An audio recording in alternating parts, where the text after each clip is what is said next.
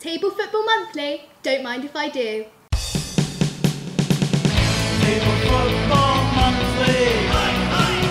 On the ball from Caston to Subbuteo. Table Football Monthly. Pick the team 'cause we're set up and we're good to go. Yeah, we're good to go. We're good to go.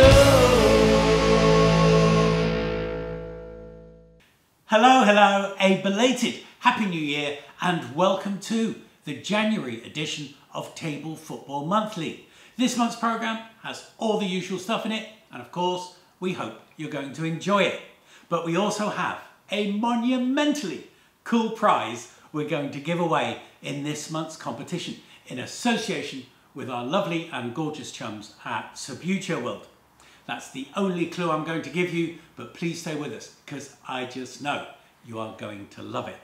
Now, on the subject of competitions and prizes, it's time to zip over to the other side of the studio where Danielle and Smithy are waiting to give you the results of last month's and indeed last year's competition. Chaps!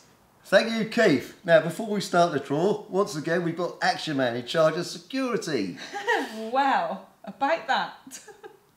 Dolls? Not dolls, Barbie and Cindy. And they're more capable than any Action Man. Let's see, shall we? Anyway, last month we asked you the question, who is this footballing legend? And the answer, of course, was Terry Venables, who's played for, amongst others, Chelsea, Spurs, QPR, Crystal Palace. and not forgetting 2 caps for England. He also managed Spurs, Barcelona and England at Euro 96. When football didn't come home. Bloody penalties. Who's the winner chicken dinner? Well, you're only going to know if you pull a name out of that high security caravan. The winner is Richard Greenfield. Well done, Richard. These brand new TippKick floodlights will be winging their way to you right after the programme. Danielle, I have news. It would appear, even after 6 episodes of Table Football Monthly, there are folk out there who still think this programme is thrown together. I know. Surely not. Staggering, isn't it? Staggering. So I thought the only way to dispel this ugly and malicious rumour is to give everyone access to one of our top level, high security production meetings. What a great idea. Here it is. Now, we need something else. Box opening. What's that? It's huge. It's all over YouTube now. Opening the boxes, revealing what's inside. Well, we're not short of a few boxes, but how do we make that look cool? We will. We'll add a bit of showbiz sparkle. We've got the World Cup edition. Oh.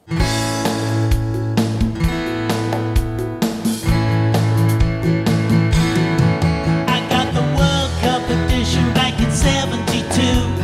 Man, I was king of the hill. Those were the days. Had the guys over and we played all day. I made the final, but I lost 3-0. And those were the days. Those were the days. Yeah, those were the days. Those were the days. Tired of being a grown-up, wanna throw it away. I said, Smithy, let's set up and play. Danielle came along, she was cool, she was blonde. She said, everything will be okay. These are the days.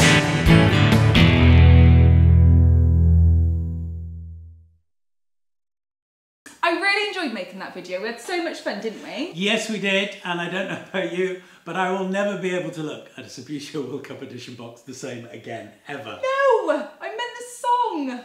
Well, the song was all right, but it did give me an idea. If we ever need to raise loot to pay for all the stuff we've got here, that Subbuteo World Cup edition could end up on eBay. No. Right, enough immaturity. We have got a show to get on with. We have. You mean like opening a box? Do you know what? I knew there was something. Here it is. The Subbuteo World Cup edition. The box set created for the 1970 World Cup in Mexico. Now, I know we've been having a bit of a laugh about box openings, but before this lid comes off and we have a delve about inside, it is worth considering a story that, were it to appear in a book, would be pure sci-fi. We are going to witness several strands come together: cultural, television itself, Subbuteo and football, in a way that was purely bizarre, that took us to this point in 1970. And the start point is 1962, the World Cup in Chile. It's worth considering just where we were when that World Cup tournament happened. The tournament itself was a fairly aggressive and violent affair. Let's park that for a minute. If you were in England in 1962, that tournament may as well have been played on the moon. The take-up of television rental was growing, and it was growing fast, but we were still a long way away from a television set in every house. The country itself had just come out of the austerity of the 50s. Life was still hard. We just had the collapse of the Macmillan government due to the Profumo affair. Television-wise, Match of the Day wouldn't appear for 2 more years in '64. So access to pictures of football came via the newsreels, Movietone and Pathé. And in Britain itself, culturally, the country was nowhere. So, for Subbuteo, who at this stage were only 15 years old and still a mail order business, it was business as usual. The Chile World Cup had hardly any impact on the company at all. Football-wise, life was different as well. In 1962 in Chile, the England team had been managed by Walter Winterbottom. The players were selected by a committee. In 1963, Sir Alf Ramsey was appointed as England's first solo manager, and it was a brilliant appointment. As an England fullback, he'd had a respectable career, but as a manager, he'd taken on unfancied Ipswich Town, got them promoted from Division 2, and in their first season in Division 1, they won the championship. That was a mind-blowing achievement. So he was the right man at the right time for the right job. The fact that a year or so before the World Cup he predicted that England would win only whetted the appetite for the tournament even more. The players were becoming cool. Bobby Charlton was realising the potential we all knew he had. There was the elegance of Bobby Moore, the goal scoring of Jimmy Greaves.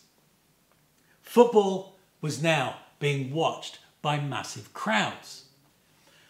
By 1966, only 4 years later, the world was a staggeringly different place from 1962, and no one could have predicted it. Culturally, Britain had gone from a grey, austere, grimy country to the fabbest capital of the world. No one had any idea that would happen. Musically, we had gone from Lonnie Donegan and Val Doonican to the Beatles, to the Stones, to the Dave Clark Five, Herman's Hermits. The invasion of America had happened. In fashion, Mary Quant had not only raised hemlines, she'd broadened the horizons for women's fashion. On the movie screens, we had Sean Connery and Michael Caine. Cars coming out of our factories, the Mini, the Jaguar E-Type. Everything British was fashionable.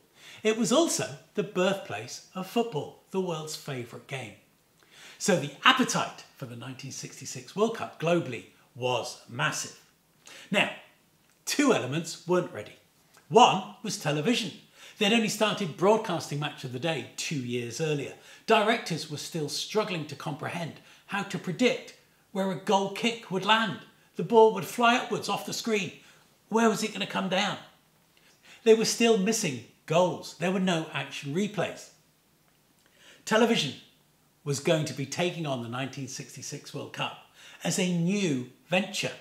The take-up of television had grown. Now, most people would be able to see the tournament in their own homes, and if not, they could nip next door or up the road. The other people not ready for the 1966 World Cup were our good friends Subbuteo. They were approaching their 20th anniversary. We need to remember that the first 00 scale plastic figures only appeared in 1961. In 1966, Charles Staddon was still developing his design of the heavyweight. Now, Subbuteo weren't daft. Internally, the management knew that 66 presented a marketing opportunity, and certainly the number of retail outlets were growing. There were impressive window displays, and if you wanted one of the 1966 finalists, then you could fill in an order form and Subbuteo would paint it for you. but in all other respects, it was business as usual. The fallout from the '66 World Cup was that football as a game exploded. Attendances in Britain went through the roof. Television coverage improved. There were more products on the market, magazines and annuals. There were sticker collections. For Subbuteo, though, that England success almost broke the company. The demand for the game, both at home and internationally, was beyond Subbuteo's capabilities to fulfill. They were still outsourcing painting to local residents. Peter Adolph needed money to build the business to cope with this increase in demand. Now, the stuffy banks at the time were in no mood to lend hard-earned cash to a man making plastic football players. So it led to Waddington's purchasing the company in 1968. Things did improve and Subbuteo were going to be ready for 1970. So was television. Punditry had developed. There was the development of colour TV and the take-up was dramatic. So come 1970, England were going to the World Cup as champions. Television was in place and Subbuteo was ready with the heavyweight, with the finance and with Peter Adolph still at the helm to maximise the marketing potential of the event. And to get ready for that, this box set was created. When you consider everything that had changed culturally and socially between 1962 and 1970, it is staggering. So imagine being a youngster in 1970 and receiving this, not just the means to play Subbuteo, but all the gorgeous accessories that went with it. It was a dream come true. And on top of all that, you were able to watch our heroes in colour, in the bright Technicolor sunshine of Mexico. So that would seem as good a time as any to open the lid. Before we do lift this lid, let's just take a moment to imagine receiving this as a young man in the early 70s. Hands would have been trembling in anticipation of lifting this lid. We have the solid gold 12-inch high Jules Rimet trophy. We have players in action depicted within a television. And we have our list of contents on 2 tiers. Unbelievable. This isn't the time for going through the paperwork. We'll put that to one side for the moment. Here we are. The utterly gorgeous heavyweight Subbuteo figures. First of all, we have the exotic Brazilians. We have the stoic, highly defensive Italians.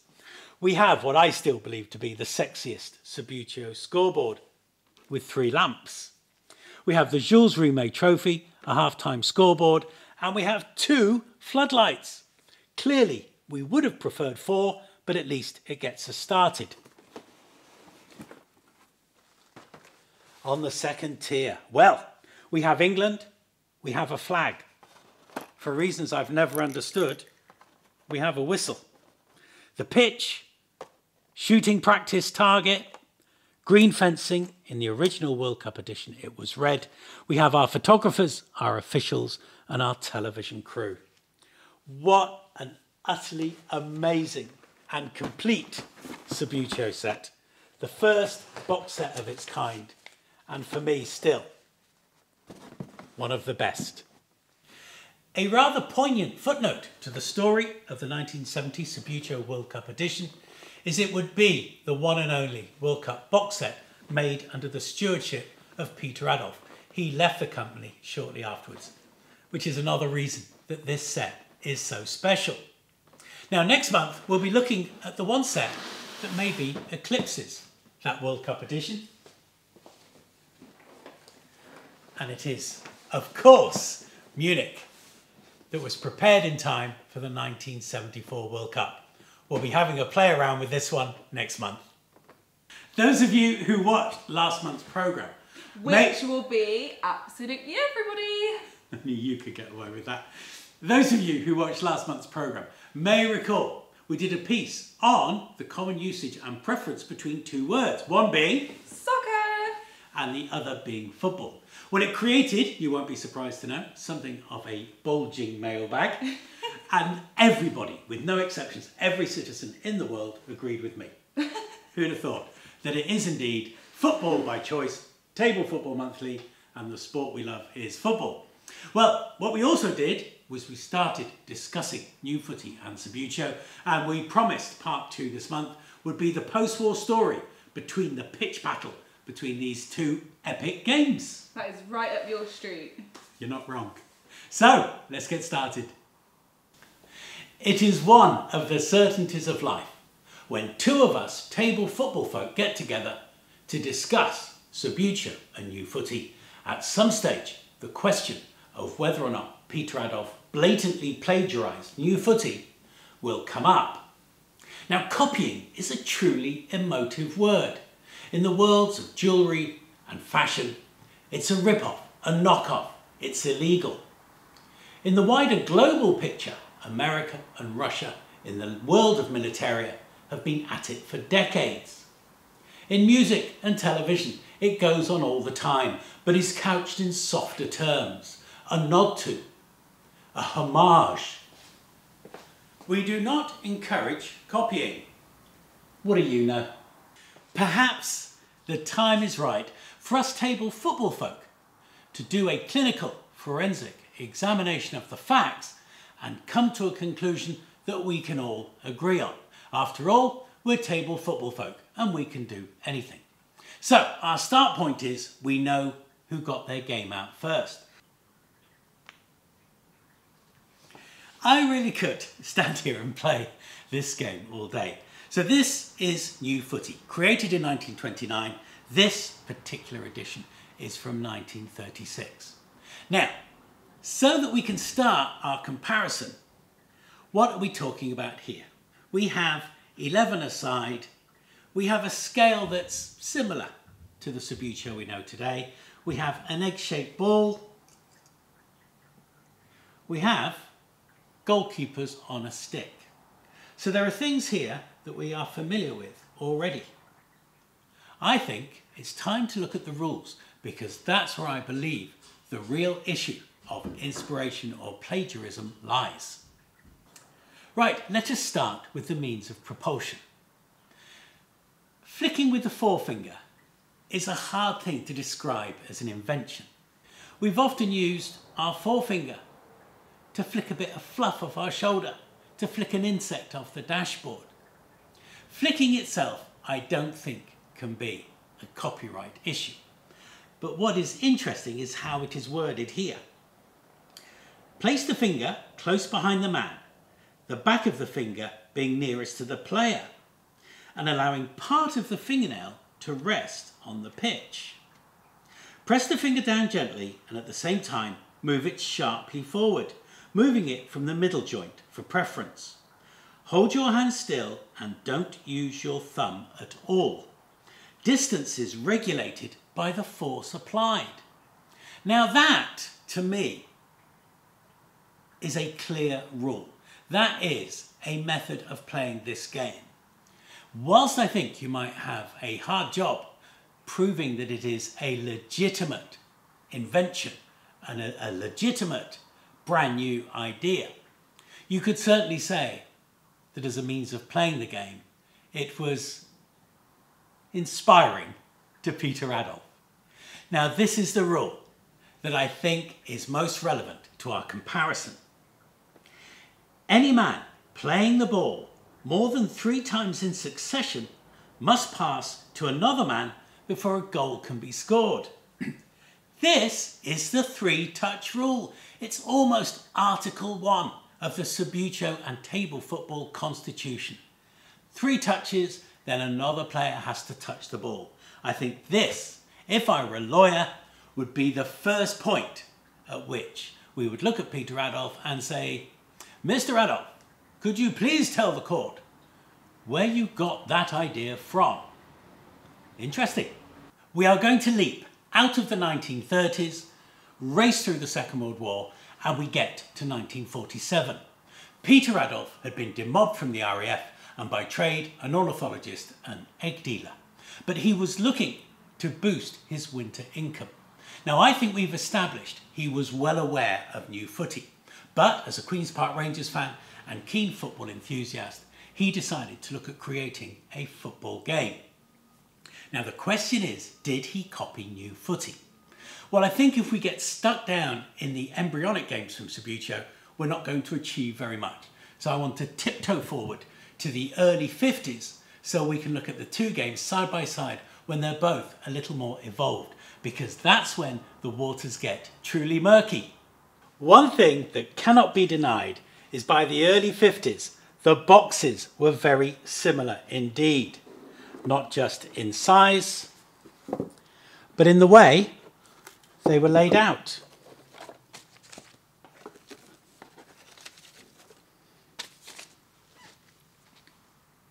It's not difficult to see why there was so much bitterness between Bill Keeling at Newfooty and Peter Adolph at Subbuteo.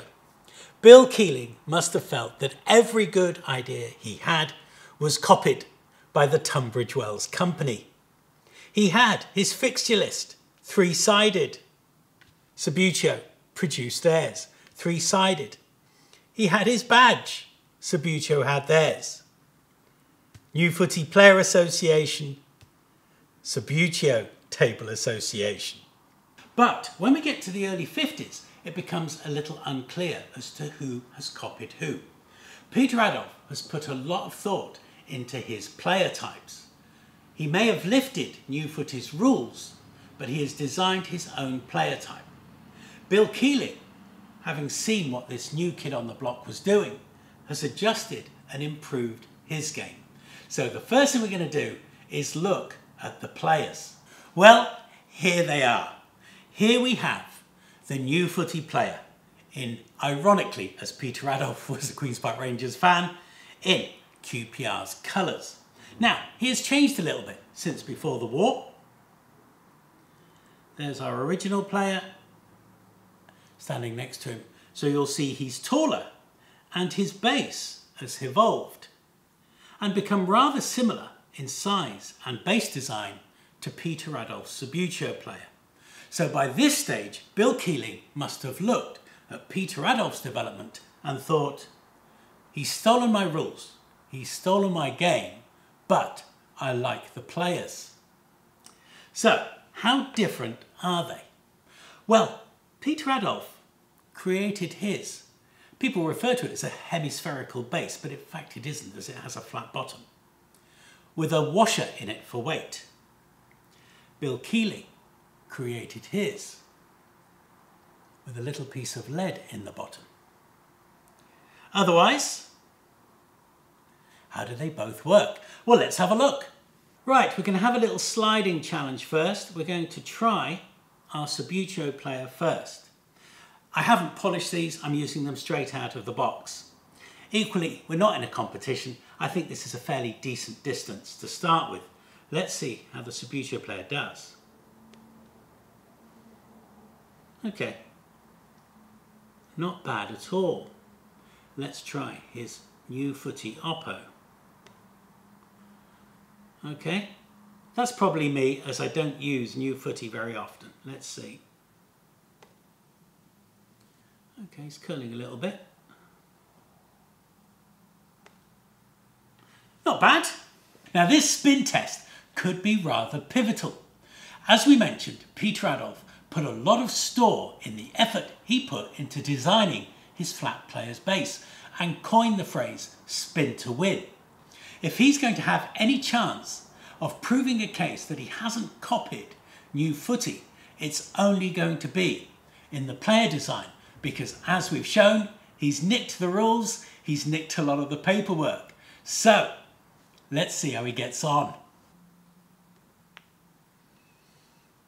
Pretty good. Yeah, we seem to be achieving something here. Cool. Why don't we try it from the other side? Yep. This is just to allow for any fluctuations in my talent levels. We've got a little touch on that one. Yeah, I think we can agree that Peter Adolph's player definitely spins. Let's try the Newfooty, and we'll use the ball that came in his set, keep everything fair. Right, come on then, same technique. Okay, that wasn't the most impressive start. Oh, something maybe happened then. I've a feeling the lead in the base is having a negative effect on his ability to spin. I'm going to have a couple more goes just to be fair.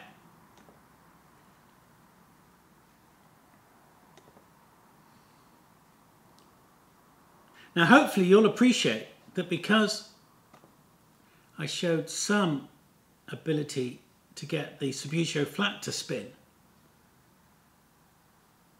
that if this player can spin, I should be able to make it happen. Okay, I'm giving it a bit of a harder push.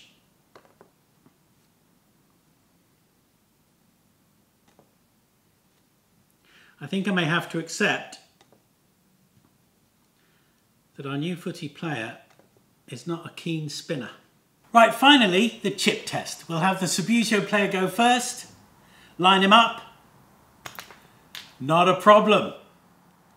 Let's bring over our Queen's Park Rangers Newfooty star. Perfect. Now, this is where the waters get murky. This is where we see that maybe Peter Adolph had a case that he did not copy Newfooty. His lawyer might sit there and say, Your Honour, yes, my client in 1947 designed a tabletop football game. What else could he do but have 22 players and 2 goals? After all, football is football. Yes, the balls may be a similar size, but Your Honour, they're a similar size in below football. Yes, the players may be a similar size as well. But, Your Honour, I plead, my client, Mr. Adolph, has designed an entirely different, more manoeuvrable, more flexible, more controllable player, and therefore the game is different. Just as the cycle begat the motorcycle. You needed one for the other. My client has just used Newfooty for inspiration, my lord. The competition between Bill Keeling's Newfooty and Peter Adolph's Subbuteo was bitter, it was unpleasant, and at times it was legal. Ultimately, Peter Adolph won the day. History shows that he would go on to sell his company to Waddington's. The game would become a global success and would be the making of his fortune and his legacy. For Bill Keeling in 1961, after financial troubles, the company folded. Such is the way of life. Maybe it's the pioneers whose bones we find in the desert. It is those that follow who prosper. In any event, if it were not for the seriousness of the competition between these two men, it would be quite laughable just how much they copied each other. Even their ads were the same. Ultimately, from our viewpoint as players, Subbuteo probably did edge it, simply because Peter Adolph, by luck or by judgment, created a more usable, a more predictable player. But were it not for the competitiveness, the rivalry, the bitterness between these two men, we would never have got to enjoy the game we have done for so many decades.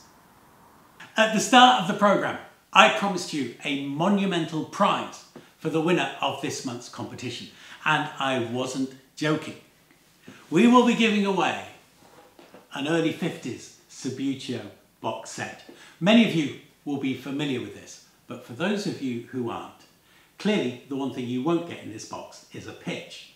What you will get are red and blue flats, metal goals with brown netting, a ball, all the paperwork, and it'll be in very good condition. It won't be this one because this one's mine, but our good chums at Subbuteo World will be supplying a very similar box set.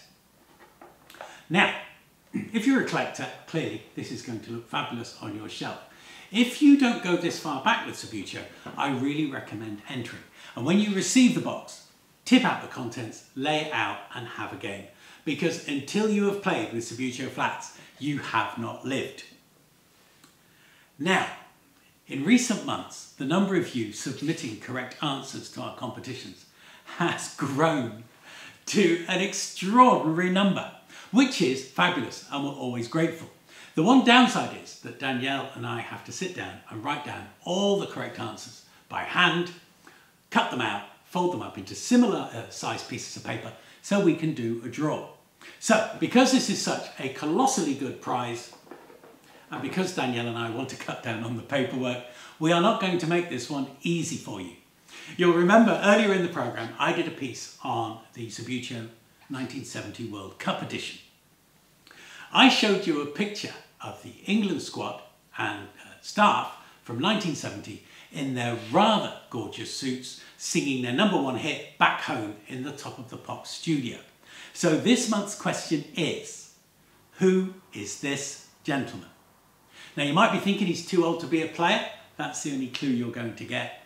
But if you know who this man is, then send your answers in to the usual address and try and do so, if you can, before the 18th of February. We interrupt this broadcast for a polite and important message. If you're going to enter this competition, and we hope that you do, please do not put your answers in the comments section below the video. In the great scheme of things, it doesn't affect anything because all the correct answers go into a draw. But why do we want to make it too easy? So please, if you are going to enter the competition, do so by email to this address. It makes the whole thing much more fun. Thank you. We will now return you to the programme. If I may, I'd like to share 2 bits of news with you. The first is about a chum of this programme. Many months ago, Stuart Grant came onto the programme to take on the Subbuteo Challenge and was a very entertaining guest. Now he is the creator of a vlog called Subbuteo. Traditionally, Stuart will share the openings of boxes of things he's acquired, share his collection with you, and he always does it in a very fun style. We're big fans of the programme here, but this month he's done something different that is worth a mention, and it is worth some of your time. He has collected the stories and the collections and the hobbies and the histories of countless Subbuteo enthusiasts. The programme is half an hour long and it is really massively interesting. I only meant to watch it the other day while I was waiting to start work. I ended up watching it all the way through and I've watched it again since. It's a massive effort and worthy of your viewing. So if you can, take a look at it. Subbuteo on YouTube. Just type in Subbuteo and look at Stuart Grant's most modern vlog. In fact, you might as well look at all of them. The second bit of news is about Subbuteo. I opened the programme by saying I was hoping this decade might be a fab one for Subbuteo. That was partly triggered by the fact that Hasbro have issued a new manufacturing licence to a company in Hong Kong. The licence will no longer be with Netcam in Spain. Now it'd be indiscreet for me to say anything as the product has not been launched yet. But watch this space over the next few months and we will keep you informed as things develop. It could all be rather exciting. Right, now it's time for our Subbuteo challenge. And this month sees our 7th challenger, Aaron Skinner. You may recall Aaron took part in our Wales v England challenge here last month and was kind enough to stay on and give his itchy trigger finger a bit of exercise. Let's see how he got on. A dramatic pose from Aaron to launch the challenge. Here we go. Round 1, we're going short, and we have got 1. Shot 2. 3. Points. Final shot. Yeah, we'll take a 5. 9 points scored. Great start. Round 2, the spin.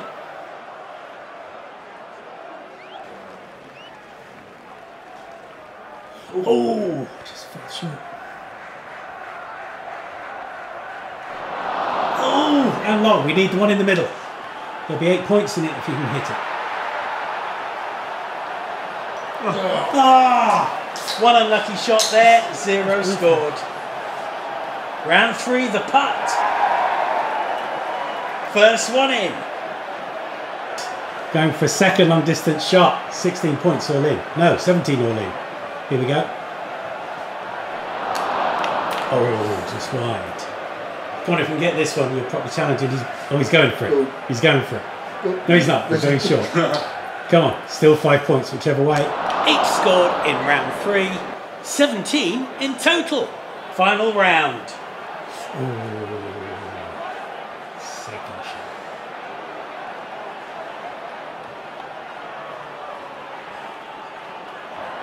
Great chip. That's 5. Final shot coming up. Good luck, here we go.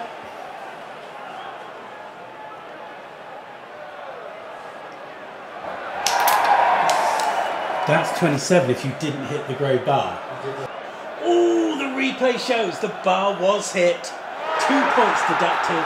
8 scored, giving us 25 points. Not bad. not bad at all. And as the slow-mo shows, Aaron was desperately unlucky with that final chip, but it did graze the grey fencing. It did, and rules are rules. So a vital 2 points lost. But Aaron, thank you very much for taking part. Now, let's have a look at the table. Yes, Chris Burford remains at the top with 38 points. He's been there for 3 months now. If you think you're the person with the itchy trigger finger to knock him off the top of that table, you've only got to our May edition, because then the competition closes. The person at the top of the table in May wins £100. £100 to spend at Subbuteo World. You can have anything you want for that. £100 to spend at Subbuteo World and signed copies of our 2-part DVD of the history of table football. Wow. Got to be worth doing. Right, now it is time for our product review. This month being presented by the gorgeous Danielle and the slightly more gorgeous Smithy. Let's have a look what they're unwrapping this month.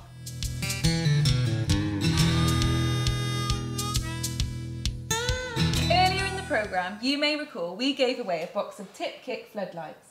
What you may not know is that TippKick is a German tabletop football game that goes all the way back to 1926. It was created by Edwin Mead in 1924 and first shown at the Leipzig Toy Fair in 1926, making it the oldest game we've ever covered. It's become a real cult classic. Fancy a bit of unboxing. Inside we have 1 rolled up pitch, 2 goals, 2 diving keepers and 2 die-cast players. We also have rules and a unique 12-sided ball. Come on then, fancy a game? Fancy your chances, dear. Possession is dictated by the colour showing at the top of the 12-sided ball. In this case, it's yellow, so I believe that's me. I could risk a bit of dribbling, but every time you kick the ball, the colour could change, hence I'd lose possession. So I'm going to risk it and take a shot. I better get in goal then. You better. Wait. These keepers are the sexiest thing. Let me show you why. You'll see that we can move the keeper from left to right. He also dives! Look at that!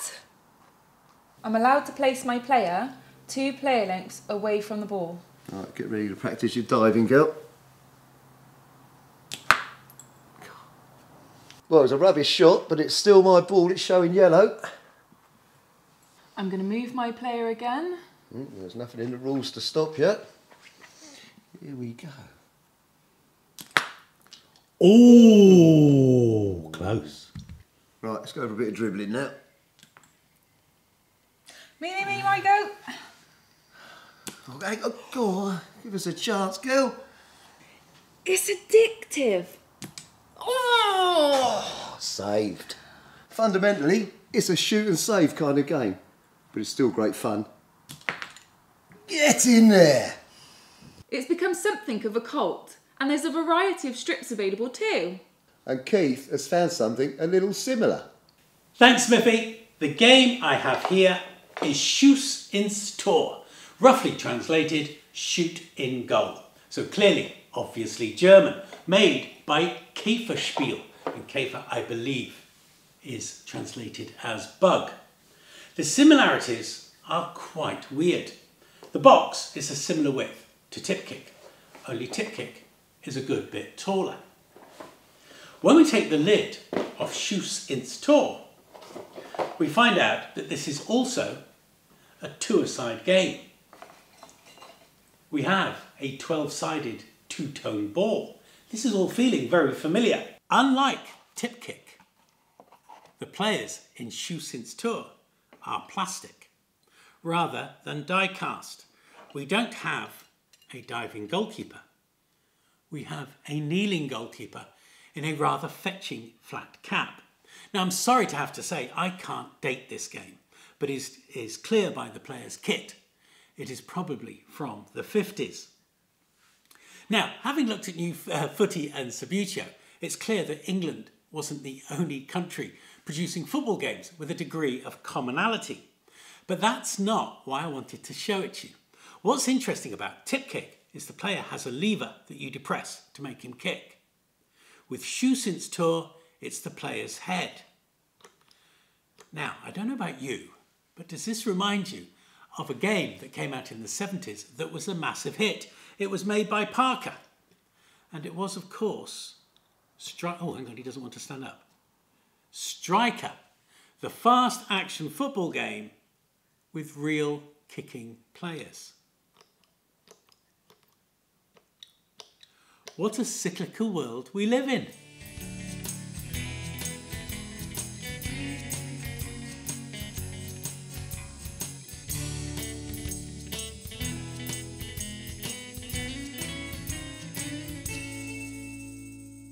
Well, that just about wraps it up for this month's edition of Table Football Monthly. And that's it. January is already nearly over.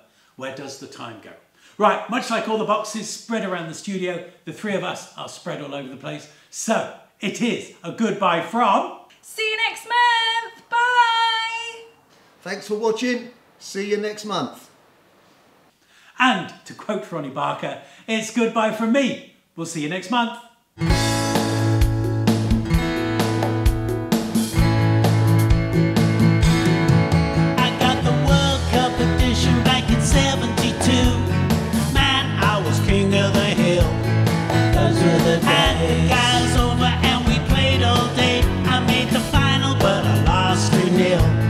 Those were the days. Those were the days. Yeah, those were the days.